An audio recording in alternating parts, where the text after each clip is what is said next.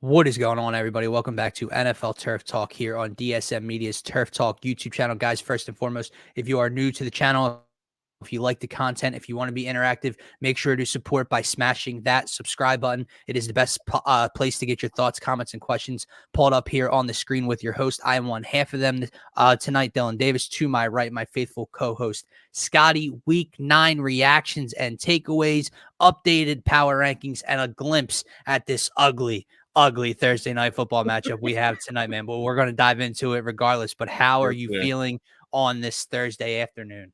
I'm feeling great, man. Obviously, coming off a big weekend in the NFL, a lot of huge matchups mixed in with some shitty ones, right? So it was an exciting weekend. Just wasn't exciting at all times. That's the way I would put it. But they did give you 3 levels of great games. I would say the Chiefs and Dolphins in the morning.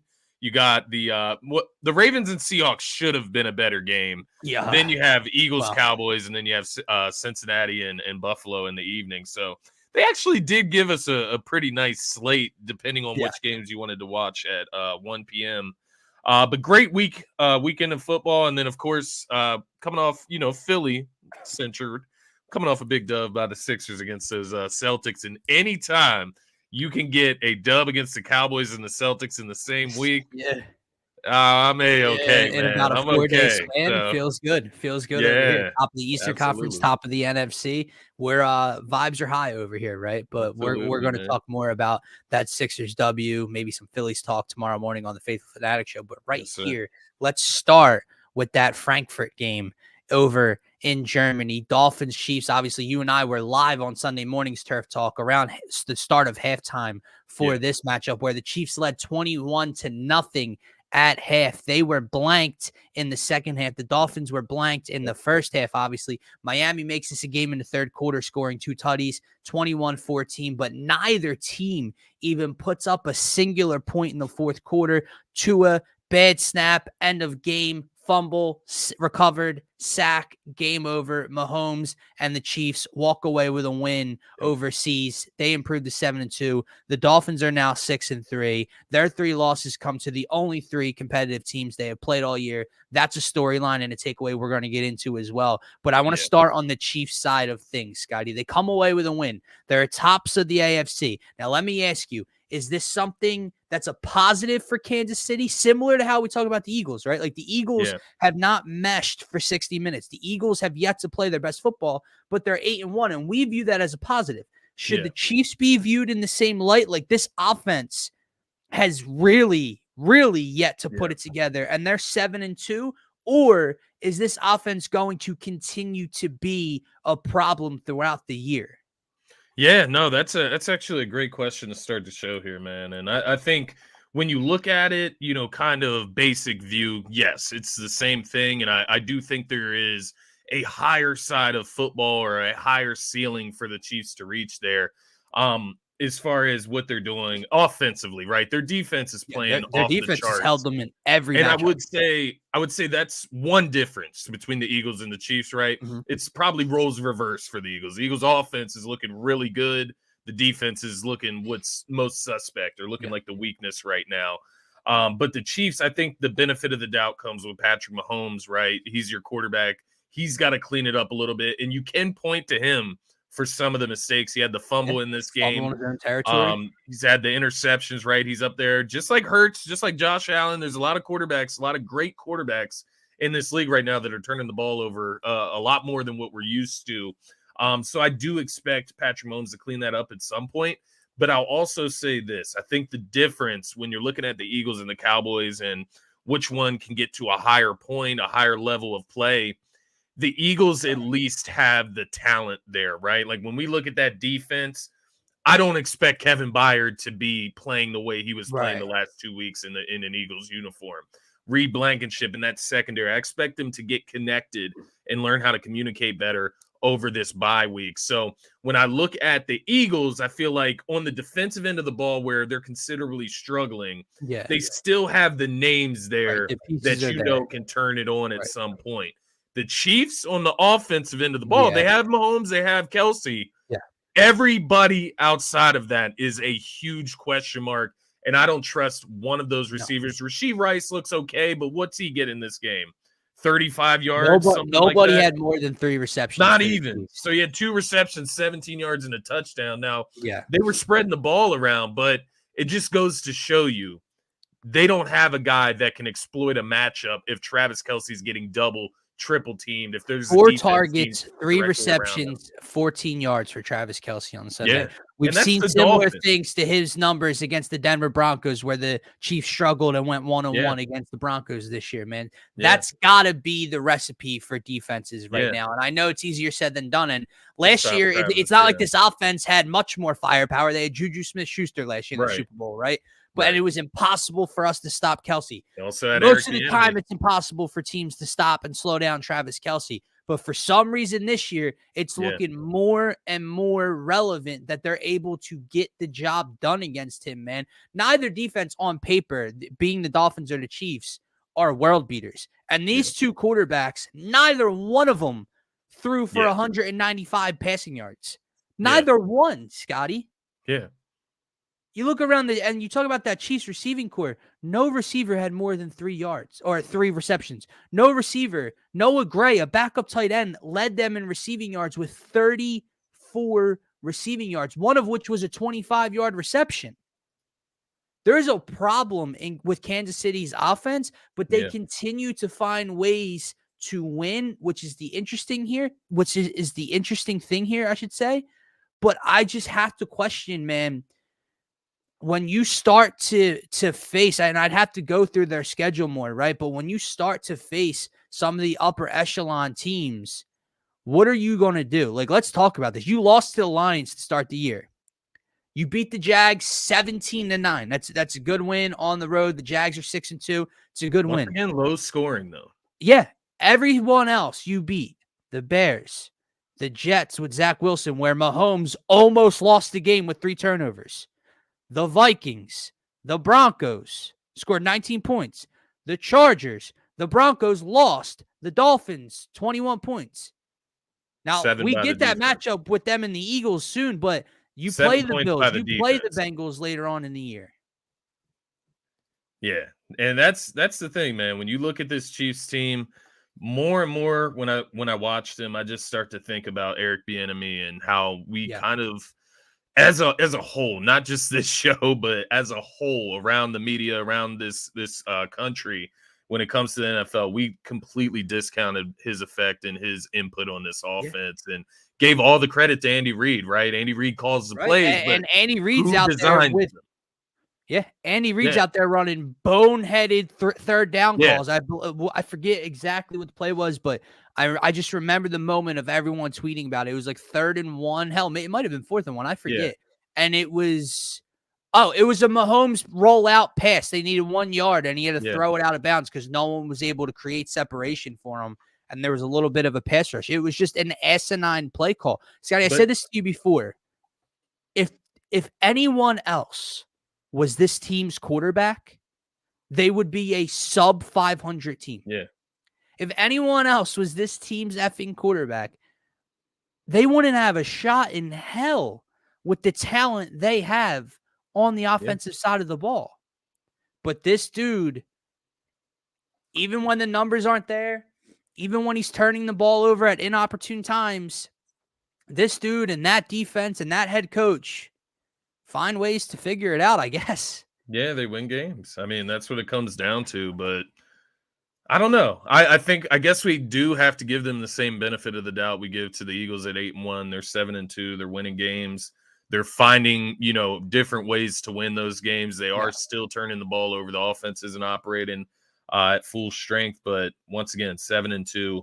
And the reason we're comparing, for everyone out there, the reason we're comparing the Eagles and the Chiefs right now is they are 1-2 in our power rankings and a lot of people's power rankings, and they are at top of both conferences, right? And they were so that's why we're having this discussion. They meet next Monday night in Arrowhead. We're going to find a lot out about that. The one reason you give the Eagles the edge, right, is because at least with that weak link, the defense right now for the Eagles, you've seen flashes and moments in games of where they're dominant this year.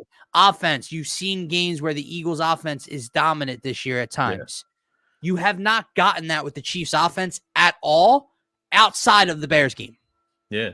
And like I said, man, this bye week, when you look at these two teams, which of these two teams in-house right now, the players that they have on the roster, can turn things around? Like, quote unquote, turn things around. Let me put that in quotations marks because these are two teams at the top of the NFL. But when you look at the Eagles defense and then you look at the surrounding cast of the Patrick Mahomes and that Chiefs offense, which of these group of players can turn it around, right? And I know they have Travis Kelce, they have Patrick Mahomes. Those guys aren't the problem, though, right? When you look at the Eagles defense, there's a ton of guys that have room to grow and still step up in the second half of the year. And I think the bye week, once again, is going to do numbers for that secondary, specifically in the middle of that field. So I don't know. While I'm going to give the Chiefs the benefit of the doubt, I think that's why it makes this loss so much worse for the Miami Dolphins. Because let's get into it, man. Talk to me about Miami and how they may be semi to very fraudulent. Yeah, I think they're very fraudulent, man. And I think it starts with that offense. I think that offense, it's great, when you look at it from the outside looking in. It's fun. It's they could beat up on some bad teams. But they're soft, man. At the end of the day, they're soft. They can't run the football in most cases. And they got shut down by a Kansas City defense that, by the way, if they don't give up a pick six or a fumble recovery for a touchdown at the end of the half, a tie ball game at this score, right? Like the Chiefs only put up 14 points on offense. So to see the Dolphins offense crumble, not only score 14 points, but give 7 points to the Chiefs as well. Yeah. It's kind of crazy to watch that play out. You see it crumbling down at the end of the game. The Chiefs gave them every opportunity that you could imagine to come back and win this game or tie the game, and they still couldn't take advantage. You lose the game on a lost snap, right? A fumbled snap from Tua at the end of the game, and he gets crushed. But I think the Dolphins, we've now seen 3 different opportunities that they have against contenders this season, where they catch these contenders in bad spots. They caught the Eagles after the Eagles lost to the Jets. Maybe that's a bad thing, right? Maybe that's a bad thing to catch a team that's that good. They caught Buffalo coming off of a loss the week prior. You caught Kansas City coming off a loss to Denver the week prior. So they're getting these teams that are coming off losses, obviously showing some weaknesses, and they're losing to them. And that is fine, right? You can say that those teams have extra motivation, but the Dolphins do too. They're playing contenders. They're playing for the reputation. And right now, I think you have to look at them and look at them as soft. And I'll give a precursor to my power rankings, but when you look at the Dolphins and say versus a team like the Cleveland Browns, are you confident that the Dolphins can beat the Cleveland Browns? It's interesting, man. I don't know. Like Deshaun Watson, PJ Walker, whoever's at quarterback for the Browns, right?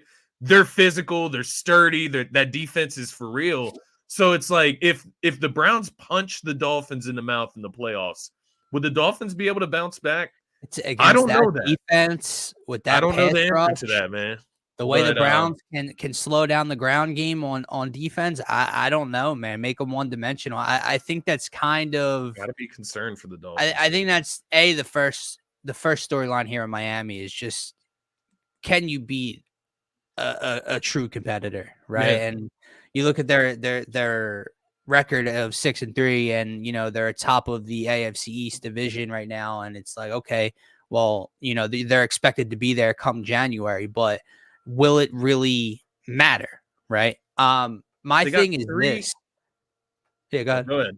I was just gonna say they got the only 3 games they have left against contenders come at the end of the season. You got the Cowboys, Ravens, and Bills to end the season. So that's the last of the contenders they'll play. Raiders, Jets, Commanders, Titans, Jets. Right. So they're at least going to be an 11-win team, most likely. Yeah. Right. And that's probably even if they go 0-3 versus those 3 contenders as well. So 11-6, right? That at worst 11-6. So they should make the playoffs. My thing is this: when you limit their big plays, when you take away when you keep everything in front of you, is what I'm trying to say. Yeah. They're not as effective. And I think one thing here is they're not as patient either. Yeah. And I get it. In the beginning of the game, they look patient, right? Like Mike McDaniel's offense, you have the motion.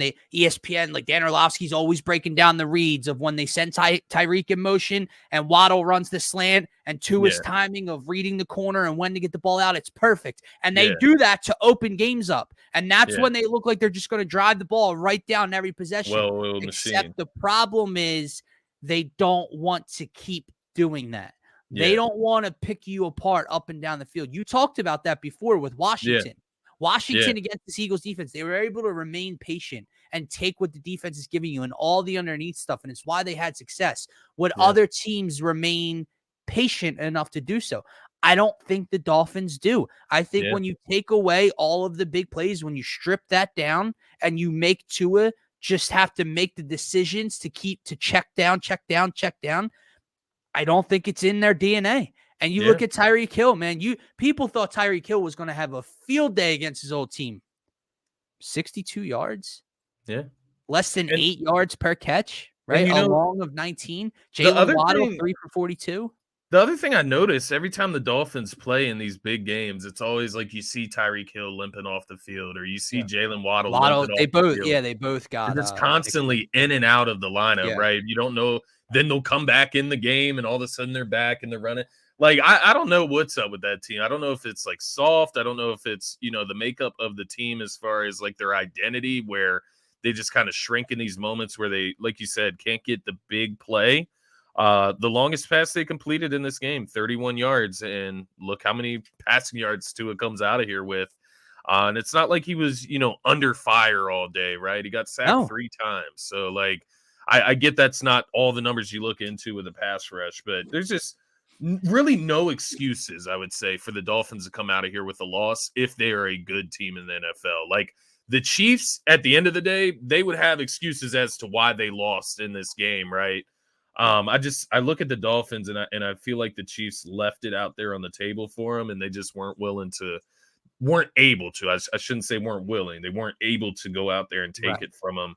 And it really lowers my confidence once again. It just feels like every time in one of these spots, my feeling on the Dolphins gets lower, and my confidence in what they can do gets lower. And feels like they did that last year too, right? Started the season hot as hell. Mind you, Tua got injured, but still same identity. Once it gets a little colder out, this team starts disappearing.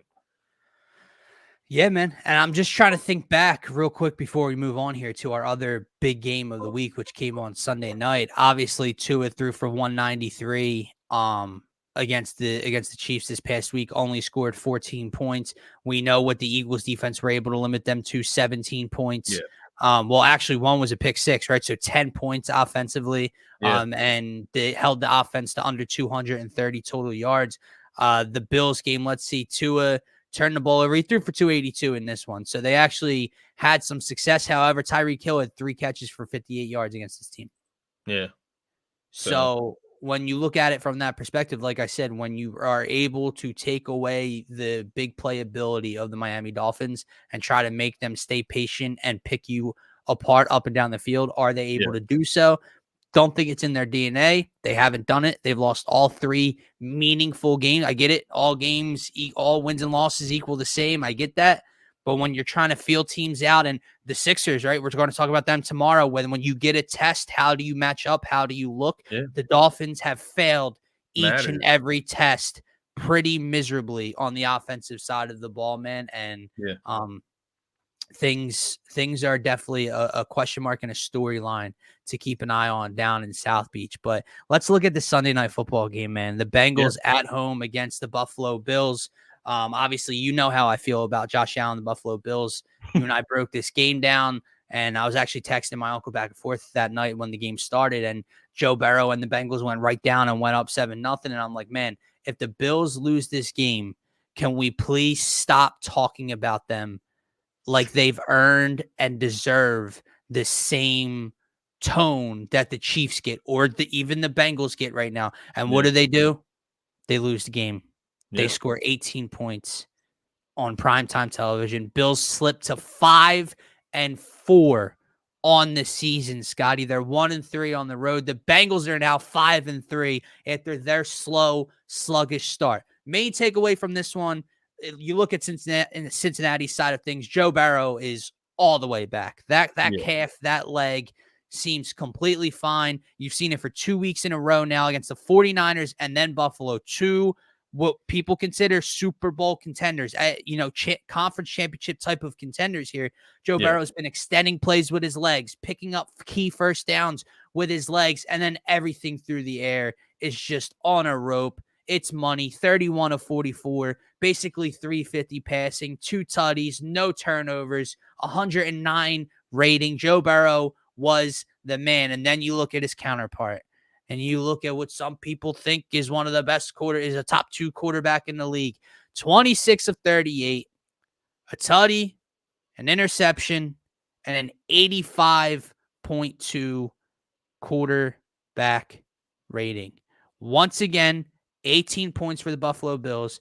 Josh Allen, not good enough in a big moment against a big-time competition. And that's that for me, man. I'm sick and tired of talking about this team like they deserve to be in any type of Super Bowl contention. What on God's green earth has he or this team proven to anybody since he's been the quarterback there that they deserve that recognition? They haven't even been past the second round of the postseason. They've been surpassed by that team Sunday night, the younger quarterback. They've already been surpassed. 2 AFC championship appearances, a Super Bowl appearance, and it feels like Cincinnati kicks their ass every time they play. Kansas City and Mahomes, own them. You're now 5-4 on the year. Another turnover on primetime television. I'm sick and tired of the Josh Allen shit, man. Sorry if that's rough, but I'm tired of it. I think it is a little rough, man, because you look at this Bills game and the production, and he's the only one that did anything for the Bills. Like, he's the only one. Like, he had the 1 touchdown passing, he had the 1 touchdown rushing. I do feel you, though. I think the Bills at this point, man, we got to look at them for what they are. They're a team that is just simply not that good. You look back on what they've done this season, and the only meaningful win that they've come away with, is Miami against the Dolphins. Like, they've lost to the Bengals. They've lost to the Jags, which you could consider a test right now. They've lost to the Patriots, probably a team they shouldn't lose to. They lost to the Jets, probably a team they shouldn't lose to. But at the end of the day, they have, and these things are starting to add up. Now, I think they did ultimately run into a buzzsaw, which is Cincinnati right now. I think Cincinnati is really starting to open up, and that was my main takeaway, although I do think Buffalo and their level of play right now is a takeaway, is something to keep an eye on. I just would rather look at the Bengals and say that they are back. You mentioned it. Joe Burrow is back in that top 5 consideration, that top 3 consideration, I would say, with the numbers that he put up in this game. And this wasn't a game dominated by Jamar Chase, right? He only had, 2 or 3 catches in this game, 40 yards. T. Higgins, of course, had a game. Irv Smith had a game. So you're starting to see him get these other guys involved, like Irv Smith, like Boyd. And I really think you're starting to see this Bengals team start to open up. The defense is playing better. They got 4 straight wins against Arizona. We can throw that one out. But Seattle, San Fran, Buffalo, 3 playoff teams in a row. Although Buffalo may not be a playoff team right now. Which is a problem. It is a problem. And I'll give credit to Josh Allen discussed here as well. Although I'm not as low on Josh Allen as you may be, I will say maybe he is just not good enough for the level of talent that they've put around him, right? It looked great 2 years ago in the AFC Championship against KC when Gabe Davis catches 3 touchdowns as an unknown wide receiver. But now people know who he is. People watch tape on him, and he disappears. 0 catches, 0 receiving yards in this matchup. That's supposed to be your wide receiver 2. There is no wide receiver 2. There is no other options in this offense, really, outside of Stephon Diggs. They brought in Dalton Kincaid as a rookie tight end. He's looked okay, but this team is bland. They're boring. They are, and they can't run the football. He tries too hard, and it turns into turnovers, and it turns into losses. That's my thing, man. So to your point, maybe he's just not that guy. He's not Jalen Hurts that can go out there and maneuver and manifest wins without players like he did at 9-7 in his rookie season, right? Maybe he's not Patrick Mahomes that can come out here and play with Rashee Rice and Kadarius Toney and manufacture wins. He's just not that good. That's my issue. To your point. And listen, maybe I'm being a little rough. But maybe you're not, though. He's not a top 3 quarterback. He's not. And yeah, that's what I want to say. I don't want to. I'm not trying to sit here and act like Josh Allen isn't a top. I'd have to maybe refine my list, but he's still top 5, probably top 6, 5. Right? But he was 2 a year ago. In people's eyes, he was 2. Yeah. My issue is, again, why does he get the excuses? Yeah. So I do agree. To your point, he had a rushing touchdown and he led the team in rushing yards and he threw a touchdown and so on and so forth. He's the only guy that could really do much. But at the end of the day, you're the motor. You're the conductor. You scored 18 points. Dak Prescott just threw for 350 plus yards with 3 touchdowns and no turnovers against the Eagles team. They only scored 23. And instead of saying that, that no one helped Dak or whatever the case may be, we talked about his losing plays, the stepping out of bounds, right? Allen just gets it brushed off to the side. Yeah. And that's what bothers me. Again, another, I don't know, man, another interception in an untimely manner where the Bengals are sitting around around midfield. It's just, I don't get it. He doesn't change his ways at all.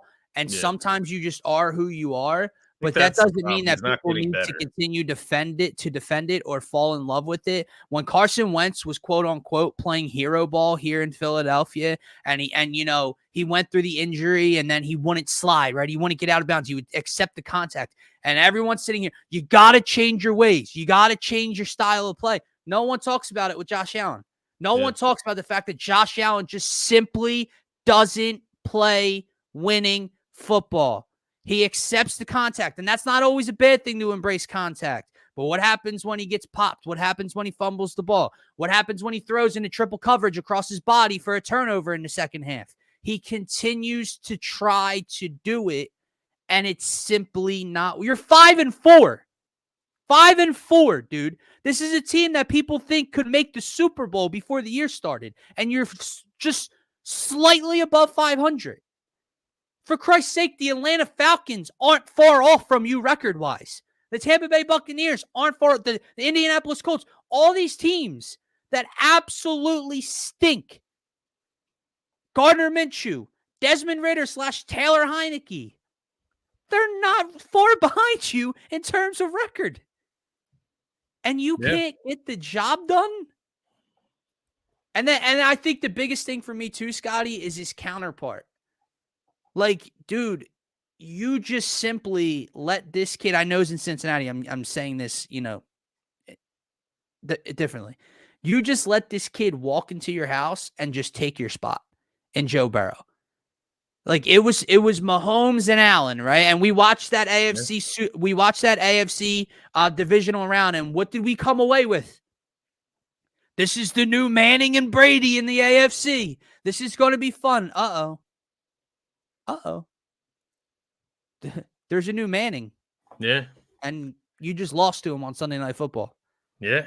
You know what that Manning didn't do? You know what Joe Burrow didn't do? Turn the ball over. I don't care if it's one turnover. Didn't turn the ball over. Josh Allen did. 18 points. You're the quarterback. If Jalen Hurts scored 18 points, would we accept that as enough? No, not at all. Not at all. God, that I don't know, man. I don't know. That felt good. Because that, it kind of leads me to my other takeaway. It's they are 5-4, man, but that AFC is just, it feels like it's all jumbled right in the middle, man. Outside of Jacksonville, once you get down to Miami, it's they're 6-3. But are they a real 6-3 team? You know what I mean? Are they better than the Browns, Bengals, Buffalo? Maybe Buffalo. Maybe not, though. Buffalo blew them out. I don't know. It's confusing almost. But I will say everything you said about Josh Allen, it's validated. I don't know, man. I think he is. I do believe he's super talented. He's just let me can't put ask it you together. This, I agree. No, dude, if he's a top 5, top 6 quarterback, he's clearly uber talented. Can't put it together, though, man. The arm talent, the athleticism, it's all there. But let me ask you this. You mentioned the AFC. Yeah. Kansas City, answer these questions. Kansas City or Buffalo? Kansas City, yeah. Jacksonville or Buffalo? Right now. Yeah, Jacksonville. Yeah. Baltimore or Buffalo? Baltimore. Cincinnati or Buffalo? Cincinnati. We just saw it. Obviously, they beat Miami head-to-head. Miami's got the better record. That's a whatever. They lost to the Jets already once this year. The Jets had Aaron Rodgers. Yeah. The Jets. Well, okay. Well, we're at about 6 teams, and this team is supposed to be one of the Super Bowl favorites. That's my problem. Yeah. Is how the bar was here, and he's playing down here. This team's playing way below the bar set, and it just gets brushed off everyone's shoulders. Like, it's okay. He's like, no, it's not okay. Yeah, man. At the end of the day, at some point, you got to step up to the plate and win big football games. And same thing we said about the Dolphins. I mean, if we're going to say that about the Dolphins, then it takes all validation away from the Bills. So, yep.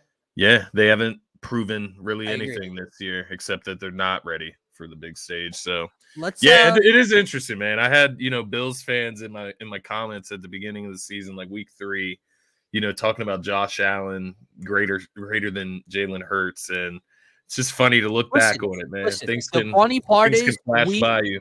We talked about the Chiefs and their issues offensively. Hey, in 10 days, 11 days, we're going to get that matchup personally up and close. In whatever. The week after that, 6 days after that, we get this matchup. And he may make me eat crow. He might come in here and tear this Eagles secondary apart, and they might score 31 points and beat the Eagles. I'm just telling you how I feel about him at the moment, and this is what I'm seeing. And no, they're not coming in here and beating this Eagles team if he continues to play like that. Now, with my luck, the Eagles won't be able to turn him over. He'll run wild on 3rd downs. He'll throw for 350, and then I'll have all the Bills fans in my mentions. But we'll see, though. We'll see. We'll see about that. Certainly the way he's playing ain't let's take a quick glance at all of these other games, right? We're not going to go one by one and break all the rest of these games down, man. Yeah. But did anything else catch your eye? I mean, the Commanders beating the Patriots in Foxborough. They're now 2-7. Scotty, they're 1-4 at home.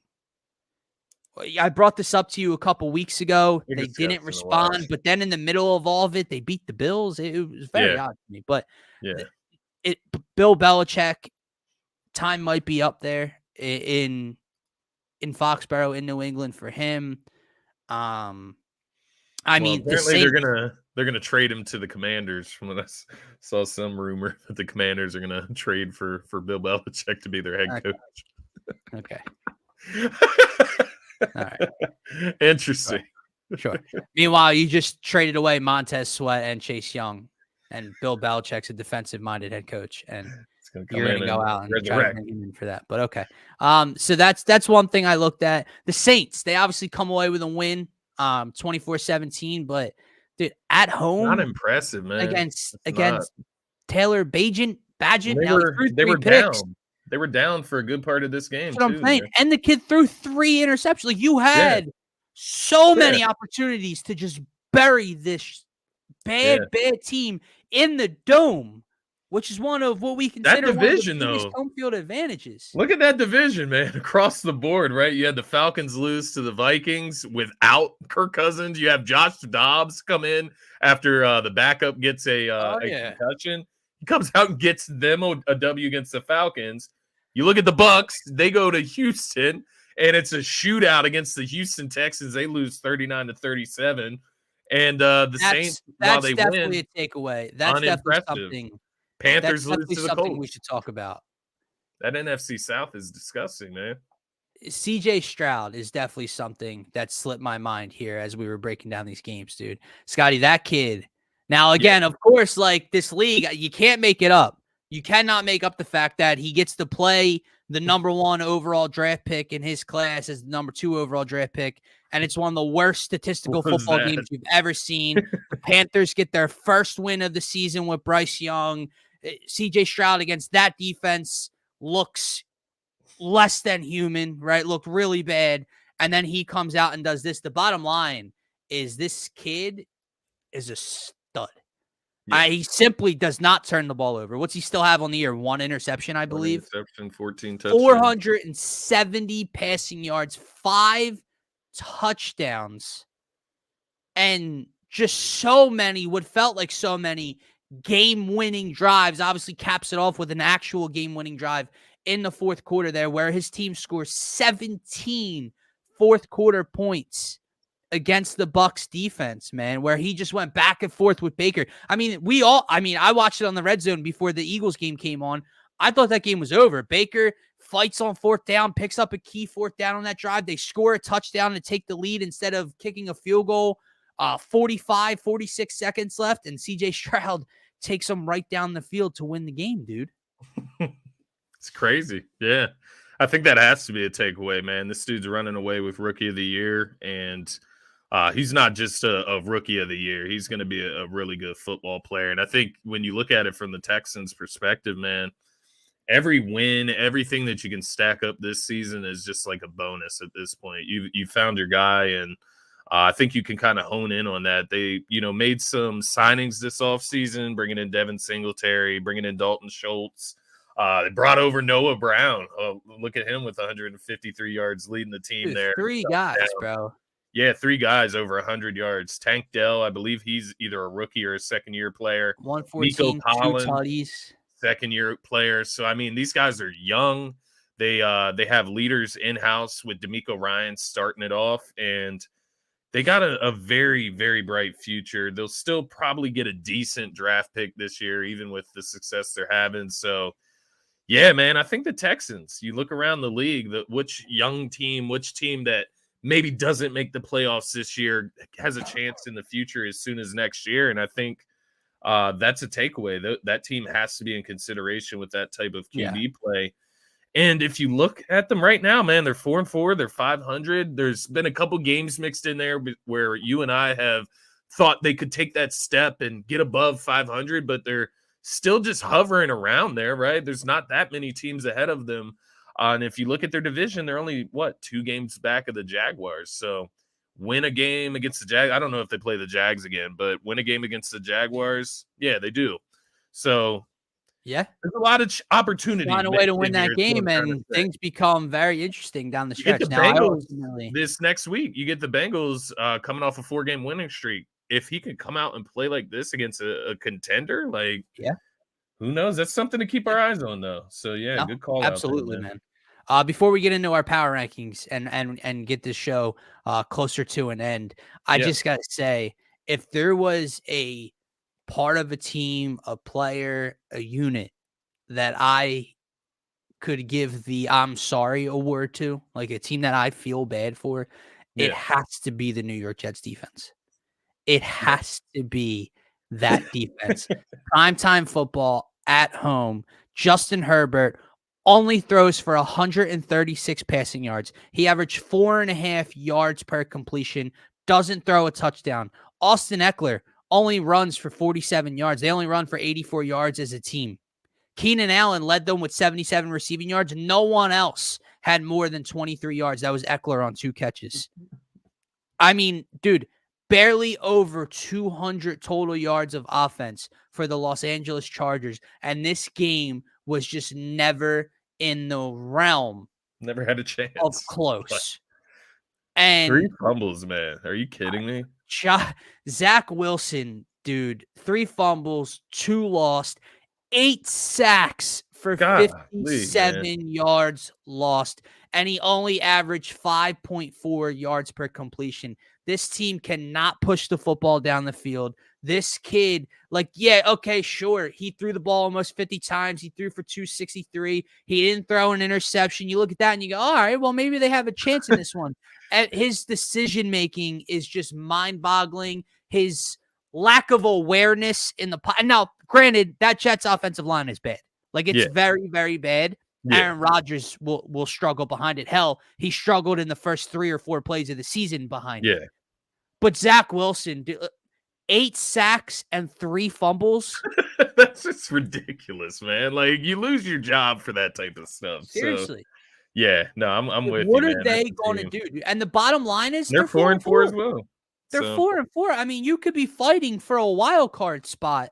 Hell, you could still be fighting for your division. And I know there's all the rumors and Aaron's, talking to, mics are getting picked up on the field when he's talking to Keenan Allen and he's on the Pat McAfee show. And he damn sure is trying to come back this year. Now, if he does that at any point, that is the most unhuman, ridiculous. I just don't even know if it would be a good idea. Type of thing, right? Like if he was to come back. I don't even know if it would be a good idea. We just talked about how bad this offensive line has been and him having to like scramble and make the Aaron Rodgers type of plays. I agree. I don't know. It would be unbelievable for sure. The fact that they just didn't address their quarterback issue when he went down is unbelievable. Now and somehow this kid is our lone loss on the year. Somehow we lost to this team that we're talking about right now. It was their defense, man. That's what we lost to at the end of the day. My point is, and I know the conversation in the beginning of the year was, well, let's look at who's available in free agency, right? And why they're available. And then let's look at the fact that, Zach knows this offense. There's familiarity. There's some chemistry there, right? So is anybody else really going to step in and make a difference? Now, at that point in time, week 2, week 3, sure. That first week or two, no, he would have been the better option because no one was going to come in and step in and play to that level. Scotty, what did Joshua Dobbs just do in the second half of a game for a team that he got traded to 5 days prior and then didn't even start for that day? What did he just do? He led a comeback victory. He's actually able to throw the ball more than 6 yards down the football field. He actually can use his legs and escape the pocket and create on the ground. They just said, no, we're going to ride with Zach Wilson. Carson Wentz just signed with the Rams. Sure. Maybe that first week or two with Wentz and not knowing the play calls and all that wouldn't have gone so smoothly. Maybe you let Zach Wilson start for those 2 weeks while he's getting acclimated. You're telling me that Zach Wilson gives you a better opportunity to win week to week than any of the guys I just threw out there? Yeah, I think it was just a matter of them saving face. I mean, you drafted him. Well, you can't save the chip that quick. Like, you bring in 2 quarterbacks ahead of him. I mean, yeah, I do feel you. I agree with everything you said, but I think from like an organization standpoint of like saving face, like we drafted this kid. It's like, damn. But I mean, after you see what you've seen, I mean, it's his 3rd season now. Like, something's got to give at some point. It's time to, even San Fran shipped Trey Lance out, right? Like, why couldn't you even go out, maybe get a Trey Lance to compete for a backup? Like, something, man. Like, I'm with you, though. I mean, Wentz was out there. Josh Dobbs was available before the trade deadline. And you look at the Vikings versus the Jets. I mean, the Jets are more built to win than the Vikings are right now to be traded 1,000%. Like a quarterback that can play. There's just a total lack of a threat to score when that offense is on the field. Yeah. Like, there's just, again, I know, like, who am I? We fucking lost to him, I guess. But there's just a lack of Every a threat dog has to their move day. the ball, to score, to do anything in a positive manner for offense. Isn't that the game Lane Johnson got injured too? Yeah, not to give excuses. No, it is. Hey, fuck out of here. Jalen turned the ball over 3 times. Yeah, that was a bad Jalen day. But they're a solid team outside that quarterback play, man. And the offensive line. Regardless of what happens with Aaron, he comes back, is ready for next year, whatever the case may be. they need to invest through the draft and through free agency or trade this year on the offensive line. That's my last takeaway though, man. After Philly, after Kansas City, after Baltimore, the rest of the AFC, the rest of the NFC is wide open in my eyes. Like there's nobody that doesn't have a weakness outside of those teams. And even those teams do have some weaknesses, but they're the best overall teams in my eyes. And I don't think that there's some other teams that are close. Maybe the Jags, the Lions, but they still got a lot to prove to me. We just saw the Lions get blown out by the Ravens. So in my eyes, they're not really that as close as the record says. How big of a threat do you view Baltimore as? We did skip over that game. Like you just mentioned, they beat the shit out of the Lions when they came to town, just kicked the shit out of the Seahawks when they came to town. 2 NFC, contenders for the top 7 seeds that can make the playoffs. I mean, do you view the Ravens as a team that can, with that defense, the way they're able to run the ball, the lack of weapons Kansas City has, like, doesn't this kind of feel like a year where Baltimore could beat this Kansas City team? They could, yeah. I think it would be a knock them out, drag them out fight between those two teams right now, the way those defenses are playing. And we know what the Ravens like to do. They like to run the football. And the weapons, I think on both sides, you could look at the weapons. They're probably about – I think the Ravens are a little bit better weapons than the Chiefs, but they're just about equal in the wide receiver department. They just scored 37 points, and Lamar Jackson threw for 185 yards and no touchdowns, no passing touchdowns. So, like, that's wild. Yeah. Just running the football. Again, can you win with it in the postseason? It's yet to be seen from this Baltimore offense, so we'll see how defenses treat them in the postseason. But the last thing I'll say before we get to power rankings, something that blew my mind watching that 1 p.m. game, Gus Edwards has the easiest job in the NFL. Gus Edwards has an easier job than a long snapper, than a kicker, than a punter. Gus Edwards does not see the football field. He just simply doesn't get to play between the 20s. And when they get inside the 5, it's Gus bust time. And he comes in and just pounds one in on one attempt, dude. He had 2 carries in the first half last week. Both were touchdowns inside the 4-yard line. Just didn't get the ball, didn't see the field, any other play. Comes in. He has like 5 touchdowns in the last 2 weeks. Yeah. Been a monster, man. I picked him up in a couple leagues. But I think the Ravens are for real. If that's like, what you're asking, I would say, they're for real. They're in that top 3 for me. And I would take these 3 teams over any other team, like matchup based, anything, right? Whether they beat each other, I don't know, whatever the case may be. I do think you look at the Ravens and the that Chiefs. Division is going to get interesting now, right? Because with Cincinnati picking up the steam they have, they're going to play again. That's going to be the team. That would be the other team outside of those 3 right now that I'm looking at. Like, they could get up there. But you look at the 3 top teams in the NFL right now, and I think the one thing that I look at between those 3 teams, man, you look at the weapons on the Eagles' offensive side, and that's the advantage, man. Like, obviously, Jalen Hurts is good. Lamar Jackson is great. Patrick Mahomes is great. Hurts is great. It comes down to what you have around those guys, and the defenses are great for Kansas City and Baltimore. Maybe a little bit better than the Eagles once the Eagles get rolling. Right. But the weapons on offense, man, at the end of the day, like, I get it. We've seen crazy things, but at the end of the day, like, an OBJ washed up doesn't scare me. Zay Flowers, rookie. Sure, he can get off here and there, but he hasn't shown what the hype was about to start the year. And I'm not saying he can't grow into it. I'm not saying he doesn't have big play threat written all over him. But as far as a steady possession type of receiver, there hasn't been a ton of big plays with him as well. They got Nelson Aguilar out there catching balls.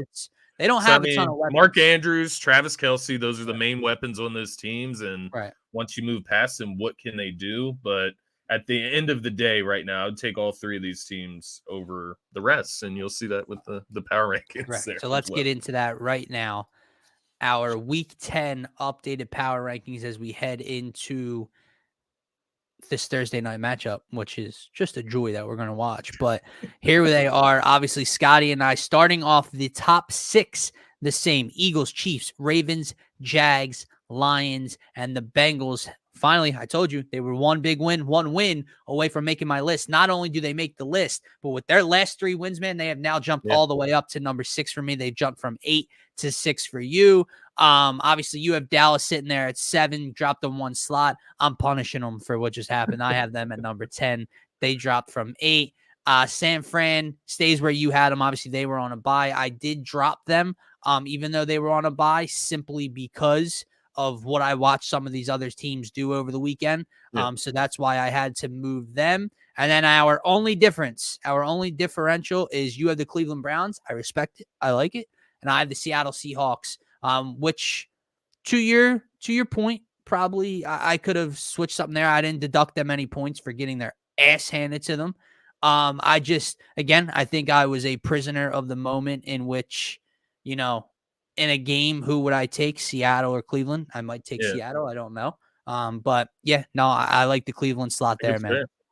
Yeah, I think the Cleveland slide in there was kind of just to kind of shun the 49ers and their loss to PJ Walker. And so when I look at these matchup based, and that's why I brought up the Dolphins earlier in that case as well, is like, if the Browns and the Dolphins matched up tomorrow, who would win that game? I'm curious. Like Deshaun Watson playing, and by all means, he hasn't been playing world-class football, but good enough is all you need with that defense and those weapons that they do have out there.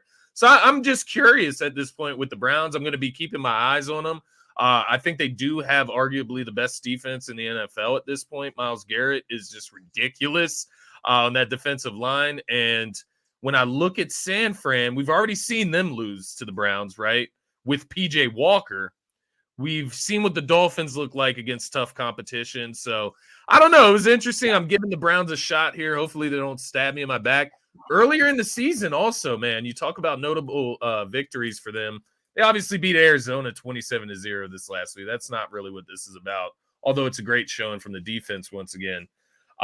You look back to week 1 as well. They started early in the season by just dogging out Cincinnati. Now, mind you, that was Joe Burrow, injured calf, so you'll give them a little bit of benefit of the doubt. But the Browns have stacked up some decent wins, and I think their formula is what I like the most. Defense, run the damn football, and you're going to have a chance in a lot of games, and who knows what they can do. Right. I think especially when you get to December and January, right? Yeah, like late November. For example, the Steelers right now are 5-3, right? You would say they have a pretty sturdy defense as well up there with the likes of Browns. Whose offense do I trust more? Now, PJ Walker, he's not world beater. Deshaun Watson's not. And granted, the Steelers did beat the Browns earlier in the year when Nick Chubb went down. Yeah, but I do agree from what I've seen over the last couple of weeks. Like, dude, that Matt Canada, Kenny Pickett, Najee Harris offense. Yeah. I don't know how they're 5-3. I don't know how they continue to just stay afloat and compete for a playoff spot, but they are just not an offense that anybody is going to fear. Yeah. And if you can score 17 points against the Pittsburgh Steelers, you probably have a pretty damn good chance of winning that game. Hell, if you score 14 points against the Pittsburgh Steelers, you're going to be right there in the game at least. So let me ask you this. So me and you both have had the Jags there at number 4 back-to-back weeks. Now, they were on a bye week. I think there was a couple other teams on the bye. The 49ers were on a bye this week as well, the Lions. How do you feel about the Jags? We haven't talked about them much. I know they're coming off a bye week. Like, when we talk contenders, they don't get mentioned, but it comes across my mind as a thought. Like, how are you feeling about the Jags right now coming out of that bye week? The Jags and the Lions are the 2 most interesting teams to me in the mix here. And I'll kind of group them together, but stick with the Jags conversation. They're both 6-2. They're both playing very good football. They both have, 2 quarterbacks that are playing incredibly well. Jared Goff is arguably, a top quarterback, playing like the top quarterback in the numbers NFC wise. He is this year. Right? They both have weapons offensively and defensively. They can make plays. They're not, a scary opponent when you look across the line of scrimmage. They don't have a ton of big names and talent, but they each, when you look at a Josh Allen edge rusher for the Jags, you look at Aiden Hutchinson for the Lions, they both can play good defense, right? That's what I would say for them. Can make plays, right? Yes. Like, they got playmakers. But I will say this is why doing power rankings is such a difficult task for a person like me who Yeah. has difficulty separating I think I know where what you're you're going. doing week to week, how you're playing right now against whatever competition versus who I think is the better team. You look at the Jags and the Lions. Do I think they would beat the Bengals? Right. No. Do I think they would beat the Niners? No. Yeah. Do I think they would beat the Cowboys? Probably not. Probably not. Yeah, Do I think they probably would not. beat the Dolphins? Maybe. I feel like they probably. So they are. I'm really low on the Dolphins right now, but I feel like they you. might beat them. But my point is, I sit them there, and they deserve to be where they're at right now. Yeah. But when you look in the grand scheme of things, when you would say, all right, it's the wild card week, it's wild card weekend, the Jags are playing the Bengals. Yeah. Who's going to be favorites? Who won? Who are you picking to win? Who won that game out of the Lions and the Seahawks a few weeks ago? The Seahawks did week 2. See? So yeah. Do the Lions beat the Seahawks? That's why that came to my mind. I thought they lost to them, but I couldn't remember. No, because the Lions beat the Chiefs week 1 and then turned around and lost an overtime game to Geno and the Seahawks week 2 in Detroit. 31. So yeah, no, it's interesting, man. I'll ask you this before we wrap up. Obviously, we both have the Eagles at 1, best record in football. They're starting off this, gauntlet, so to speak, on a positive start, beating the Dolphins, beating the Cowboys. They deserve to be number 1. Yeah.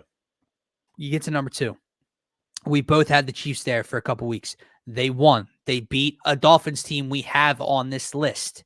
Mm-hmm. So it's hard to deduct points. But when you watch and you go back to our conversation that we started 50 minutes ago about that Chiefs team and the concerns you have offensively, then you watch what the Ravens are doing, sitting at number 3, same record, same conference, and you look at what the Ravens have done to teams number 5 on my list and teams number 9 on my list recently. Yeah. How close is Baltimore to being number 2 for you? It's interesting. I don't think there's anything Baltimore could do outside of the Chiefs losing to get ahead of the Chiefs. Right. I think with Baltimore, for me, what if they beat the Bengals again? I think that's what it is. But the Bengals. What if they beat the Bengals and the Chiefs win, but they look the same against the let someone less than the Chargers? I don't know, but you get my point, right? I think because the only thing, right, is this after the bye week, right? If the Chiefs win, it's against the best team in the NFL. Right. Then the Chiefs become number 1 on the power. Yeah. So it is tough. But then after that, it's the Raiders. So that would be the chance. But if the Chiefs come out here and lose to the Eagles, then they're not dropping to number 3. They're moving up to number 1. Yeah. So it is an interesting point. It's interesting, man. The way the schedule's lined up right now, it makes the question harder, I guess. Right. But if they lose at home to the Eagles and the Ravens win, what do we do with these teams? You know what I mean? Like the Ravens, I have to is that bad of a loss if it's to the Eagles, but it is at home. Like you should beat the Eagles if it's even close. Yeah. So it is interesting. It does matter how it looks. So it is interesting. I'll say that they have a chance of eclipsing the Chiefs before the end of this season. I'll leave it at that. But I agree. It's incredibly difficult. Yeah, it's incredibly difficult with what's coming up for us. Right, 1 and 2 are about to match up next Monday night. Yeah. So you could argue that the Chiefs are closer to being number 1 than they are to dropping to number 3. And I'd rather just wait and see than make a prediction on it, I guess. You know what I mean? I'm also a big believer in if I have you in a slot and you win, doesn't matter. We don't do style points here for the most part. Yeah. If you win, why are you being deducted? But I'm almost getting to a point where should Baltimore be considered at the same level as Kansas City? Because right now we're basically saying that Kansas City has to lose and Baltimore has to win, would be saying that Kansas City is a step above Baltimore. They have I'm getting closer to saying they're on even playing ground. Yeah, I'm there. I think I'm there as well. But I think if we're on even playing ground, I give the benefit of the doubt to the Chiefs. So when we make these rankings, that's what I was saying earlier. I think it's 3 teams at the top and then everybody else. I think these three teams at the top are the juggernauts. And I had another takeaway written down for week 9 that I just didn't even get out there. But the Eagles are the best team in football. And I think that is kind of clear. I think people are trying to like look away and pretend that they're not and try to look for all of these different. Well, they're giving participation trophies to the teams that lose to the Eagles. Exactly. So like when I look around the league, man, I don't think there's any team that's better than the Eagles on both sides of the ball far enough for them to be considered. And to that point, I think the Eagles are the best overall team in the NFL. And the crazy thing about the Eagles, they haven't even peaked yet. So take that for what you will. Same thing could be said about the Chiefs. I just think that they're playing on two different levels right now. But I will say those three teams at the top of our power rankings, those are the juggernauts. I think those. And but how quickly over anybody else? How quickly you can fall from grace in this league, though, right? Yeah, because the Bills are out of the 10. No. 3 weeks ago, it was Eagles, Chiefs, Niners, and you and I sat up here and said, undoubtedly, these should be everybody's 3, and there's no one really that close right now. And now you see where the Niners have slipped to, and now there's another team taking their place where you say these are the 3, but you're always just a loss away or a whatever away from saying, well, now you're number 6, and now there's a new third team that's undoubtedly. Yeah, because they got the Ravens got a huge matchup this Sunday, man. Or no, next Thursday. Or no, this Sunday at 1. They play the Browns. So, I mean, they could come back down to earth really, really quick. Yeah. For your example. They beat the Browns earlier this season 28-3, though, if that counts for anything, in Cleveland. So we'll see how it goes. Right. But yeah, Browns, why you gotta Bengals, love this. Chargers. It's why you got. I have such a love-hate relationship with this league, man. When you look around, let's look at those top 3 teams here for 1 second, okay? The Eagles have 1 loss. It's to the effing Jets and Zach Wilson. Yeah. The Chiefs have 2 losses, one of which is to the Denver Broncos, who were literally about to trade their entire team.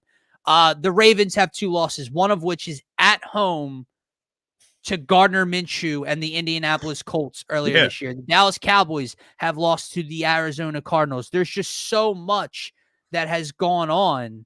Like the Buffalo Bills have lost to the Jets and New England Patriots this year. There's so much week to week where you're like, how the hell does this continue to happen, man? I think the good news is that a lot of these matchups are going to come into fruition over the next few weeks. So we're going to find out a lot. Yeah, Eagles get the Chiefs. It is and a the good Bills point. Back It to is back, a good point, man. The like if the Cowboys play the Cardinals in late November compared to week 4 of the season or whenever it was, week 3 of the season. Yeah. Do the Cowboys beat them by 40? You know what I mean? Right, like timing definitely matters. You just watch the Browns 27-0 the Cardinals, right? Like exactly. Like to your point, it is interesting. But with that said, guys, that is going to take care. Thursday night football winner, you got one. I tried to escape it. Just pick a winner. We don't even have to talk about it, man. I tried to get rid of it, man. God damn it. Bryce Young versus Taylor Agent. Or is Justin? Well, I don't know when Justin Fields comes. Nah, Justin Fields is out. He's not playing. Yeah, he's cooked. 1-7 versus 2-7. And then, by the way, the NFL has some balls on them. Okay, man. Like to put together this schedule, the Carolina versus Chicago. Then guess what, guys? We get to wake up nice and early, get a cup of coffee, maybe a mimosa, whatever you want to do Sunday morning. And guess what you get to watch? You get to watch the Indianapolis Colts and Mac Jones play. Oh, my God. Overseas. That's what we get. Hold on, I'm not done yet. And then Sunday Night Football, in which they have the ability and responsibility to flex in or out games that matter more and are better for viewers. They decided to leave the New York Jets versus the Las Vegas Raiders in on Sunday Night Football. Oh, Monday night, by the way, Russell Wilson and the Broncos get to take on those lovely Buffalo Bills I just discussed about earlier on in the show. This week, with the Eagles on a bye, I might just take a nap the whole weekend. And the Chiefs I might just on a sleep. bye. I don't know. The Sixers playing home 6 p.m. The Jags and the Niners couldn't get a primetime spot. Like, I'd rather watch that. I'm the Browns, Ravens. Football Sunday is like a holiday each and every week here, right, in this household. You know what? I might go watch the Sixers play the Pacers at 6 p.m. on Sunday because I don't give a damn about what's happening right now. This is pathetic. I promise you I'll be watching the Sixers. 1,000%. But anyway, to get to tonight's matchup. What you got? I don't know. Fuck. Give me the Bears. Give me the Chicago Bears. It's in Chicago. Taylor Badgett. I mean, they barely lost to the Saints on the road, and Badgett probably can't turn the ball over more than he did last week, so that's a positive for Chicago. Oh my God. I have no idea. I have no idea. But let me just say this to anybody that's going to watch this part of the show before Thursday night kicks off. Do yourself a favor. I'm all for being a degenerate gambler. I'm all for throwing your money on low Division I college basketball teams and hoping they cover plus 14.5 on a Tuesday. It's ridiculous. Please do yourself a favor and do not put any of your hard-earned money on what's about to take place tonight. Don't do a touchdown score. Taking that over? Don't take a spread. What's the over? 38, 37.5? 38. That's awesome. We are in for a fucking awesome one tonight, man. Jesus Christ. You might as well just cancel your Amazon Prime subscription because there's no point in tuning into this one. Oppenheimer came out on HD on my movie website. There you go. Watch Oppenheimer and just block it out. Yeah. There's only two NBA games on tonight. Yep. Two NBA games. Not a good college slate. I mean, it's a rough time tonight, man. Obviously, I'll find somewhere to put my money in these NBA games, but yeah, exactly. I'll flip. This is bad business. Horrible business, to be honest with you. I'll take the Bears, but keep your money. Sure. Keep your money safe and close. Sure. To you. Maybe Badgett's dad can arm wrestle somebody at the 50 at halftime. I don't know. DJ Moore against his old team. Maybe he gets a tutty. I wouldn't. Maybe that's the play. Okay, maybe DJ Moore to score tonight is the play. But then again, all of a sudden with Badgett, Cole Kmet can't stay out of the end zone. So now you're relying on Badgett to get you some money here, and I don't know if I'm with that. So I'm with you, man. Guys, with that said, that is going to wrap up this Week 9 reaction show here on DSM Media's NFL Turf Talk YouTube channel. Guys, if you like the content, if you're new to the channel, if you want to interact with Scotty and I on any of our shows, make sure to support us by smashing that subscribe button. We're on our way on the road to our first 100 subscribers here on the new channel. That is our first goal we have set for ourselves. So help us out. Smash that subscribe button. Turn on notifications for whenever we go live, whatever you got to do. We greatly, greatly appreciate it. For myself, for Scotty, for DSM Media, have a great rest